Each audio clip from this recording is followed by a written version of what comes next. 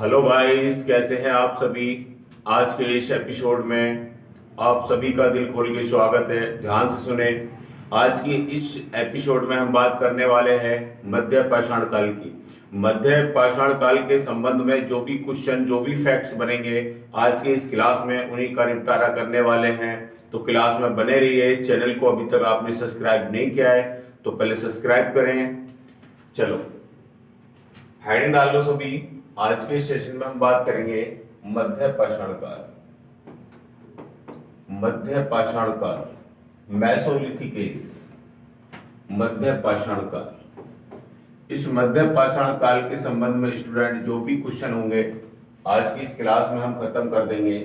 तो मध्य पाषाण काल अपना टॉपिक है। आज के इस 10 मिनट के एपिसोड में आप सभी का दिल खोल के स्वागत है। मध्य पाषाण काल, ठीक, 10 मिनट लग जाए या 15 मिनट लगे, जितना भी समय लगेगा मैं मध्य पाषाण काल के ही क्वेश्चनों का यहाँ पे निपटारा करने वाला हूँ। ध्यान से सुने क्या क्या बातें हैं। सबसे पहले स्टूडेंट ध्यान रखोगे इसकी जो खोज है, सबसे पहले इसकी जो स्टार्टिंग है वो ध्यान रखोगे। इसकी खोज कहाँ से होती है प्यारे स्टूडेंट? वो होती है 1867 में। 1867 में स्टूडेंट C.L. कार्लाइल, इसके द्वारा खोज की जाती है। C.L. कार्लाइल के द्वारा यहाँ पे खोज की जाती है। सबसे पहले याद रखोगे इनके द्वारा, C.L. कार्लाइल के द्वारा यहाँ से क्या खोजा जाता है? तो यहाँ से इनके द्वारा कुछ लघु उपकरण खोजे जाते हैं। लघु उपकरण, तो लघु उपकरण ध्यान रखोगे कहां से खोजे गए हैं, किसके द्वारा खोजे गए हैं? ये अपने C.L. कार्लाइल भाई साहब के द्वारा खोजे गए हैं। इन्हीं के संबंध में बात करेंगे। और यहाँ से अगला जो क्वेश्चन है वो बहुत ही ज्यादा इंपॉर्टेंट होने वाला है। ध्यान से सुने। अगली क्वेश्चन की अगर बात करें, यहाँ से ध्यान रखोगे स्टूडेंट, अगला नाम अगर आपसे पूछे कि इस काल को अन्य किस नाम से जाना जाता है, तो स्टूडेंट हम इस काल को जानते हैं माइक्रोलिथ। माइक्रोलिथ यानी माइक्रोलिथ के नाम से भी जानते हैं।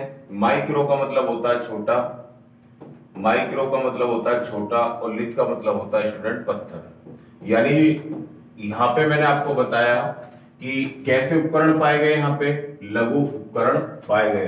तो कहने का मतलब ये है कि जो छोटे छोटे औजार मानव ने बनाए पत्थरों के, वही थे अपने लघु उपकरण। और इसीलिए स्टूडेंट इस काल को एक नाम और दे दिया, माइक्रोलिथ। अगर पूछ ले कि मध्य पाषाण काल को किस नाम से जाना जाता है, तो माइक्रोलिथ के नाम से जानते हैं हम। इसका दूसरा नाम भी ध्यान रखेंगे, C.L. कार्लाइल के द्वारा यहाँ पे खोज की जाती है। अब कौन से उपकरण यहाँ से हमको पाए गए हैं? लघु उपकरण की यहाँ पे खोज हो चुकी है।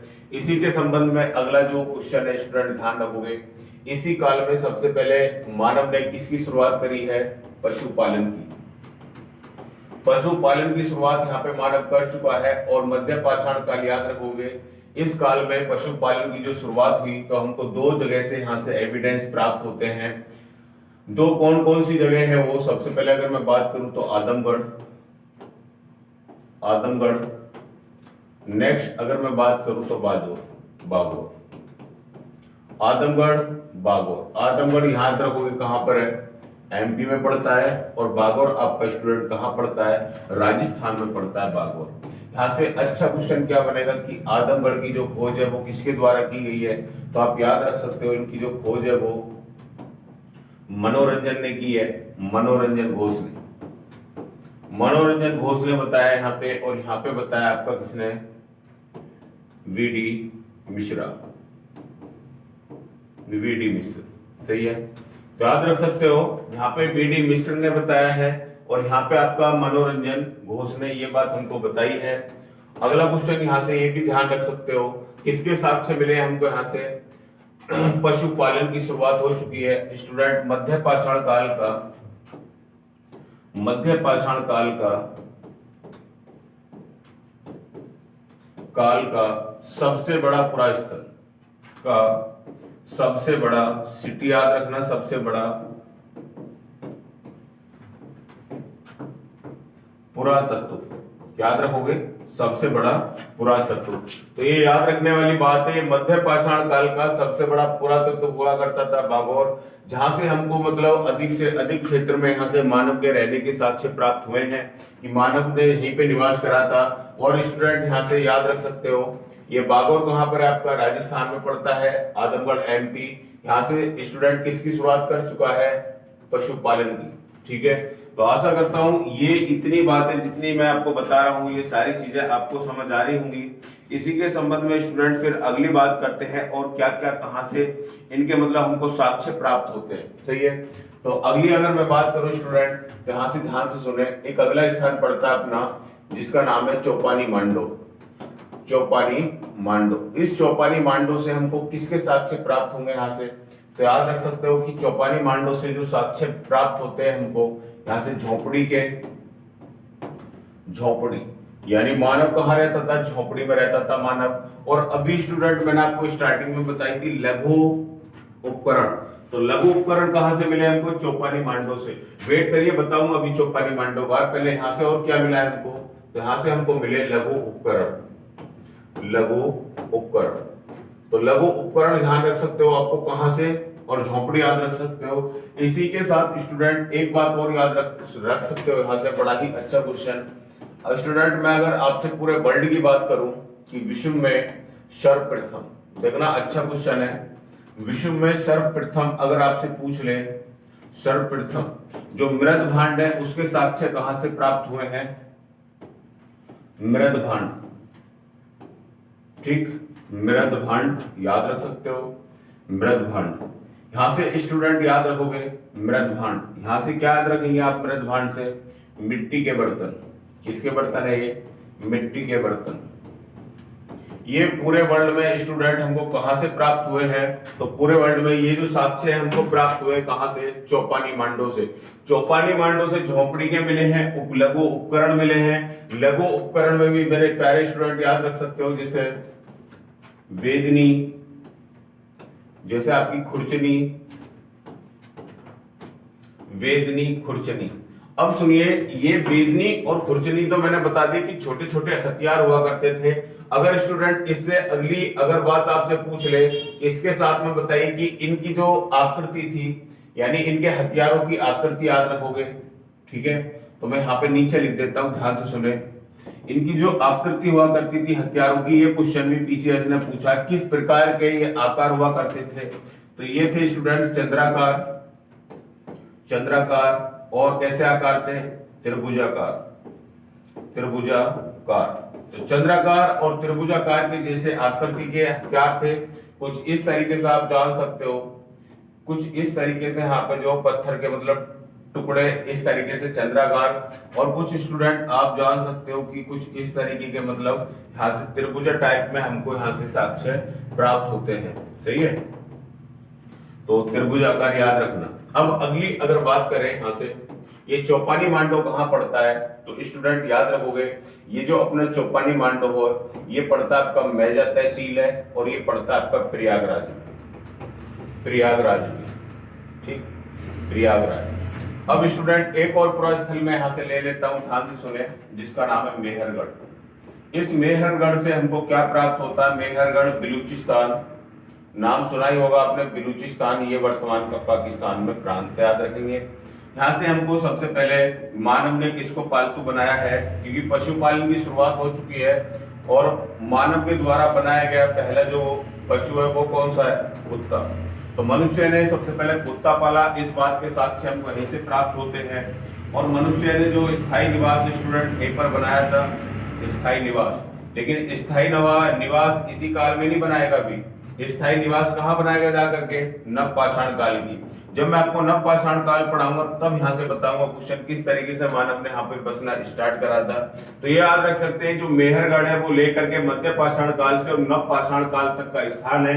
चौपानी मांडो से मैंने आपको बताया झोपड़ी, लघु उपकरण, वेदनी, खुरचनी, आकृति चंद्राकार, त्रिभुजाकार हुआ करती थी। और वर्ल्ड में सबसे पहले हमको जो मृद भांड के साक्ष्य हैं वो कहां से प्राप्त होते हैं, तो ये इनकी प्राप्त होते हैं कहां से, चौपानी मांडो से। सही है, अगली बात और कर लेते हैं। यहाँ पे एक स्थान और है स्टूडेंट जिसका नाम है सराय नाहर। इस सराय नाहर से क्या याद रखोगे, सराय नाहर, सराय नहर से आप याद रख सकते हो कि यहां से हमको 11 मानव की समाधि कितनी प्राप्त हुई है, यहां से मानव की समाधि, तो यहां से हमको 11 मानव की समाधि प्राप्त हुई है। और यहां से स्टूडेंट 8 चूल्हे गिरत यानी चूल्हे गिरत याद रखेंगे कि 11 तो मानव की यहां से समाधि प्राप्त हुई है और 8 हमको यहां से क्या प्राप्त हुए हैं, 8 हमको यहां से चूल्हे गिरत के साक्ष्य प्राप्त हुए हैं। और वही याद रखेंगे स्टूडेंट, इसकी जो खोज है, खोज किसने की है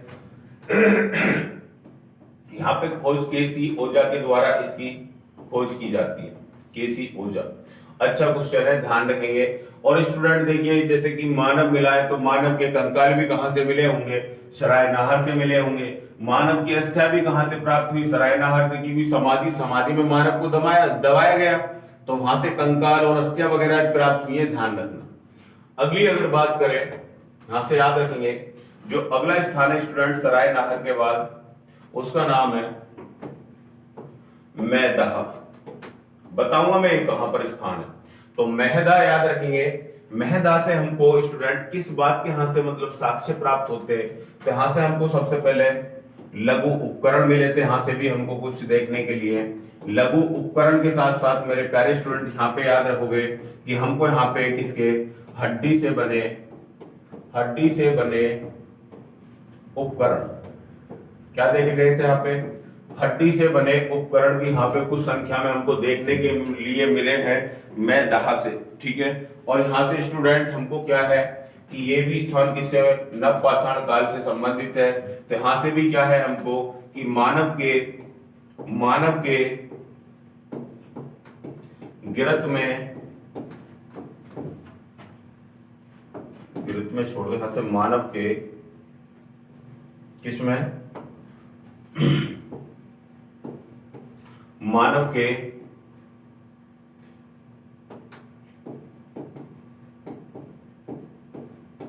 स्थायी निवास में मेरे प्यारे बच्चों क्या झोपड़ी, यहां से झोपड़ी याद रखना, ठीक है, कि झोपड़ी के कुछ साक्ष्य भी हमको यहां से देखने के लिए मिलते हैं।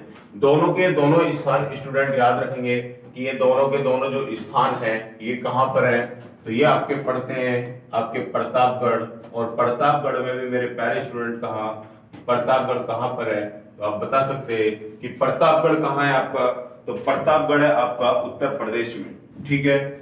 लगभग मैंने जितने भी मध्य पाषाण काल से जितने भी क्वेश्चन बनते हैं सारे के सारे इस एपिसोड में सबको निपटारा कर दिया है। आशा करता हूं एपिसोड आपको बहुत ज्यादा पसंद आएगा। पसंद आए तो वीडियो को शेयर करें, वीडियो को लाइक करें और चैनल को सब्सक्राइब करें। जय हिंद।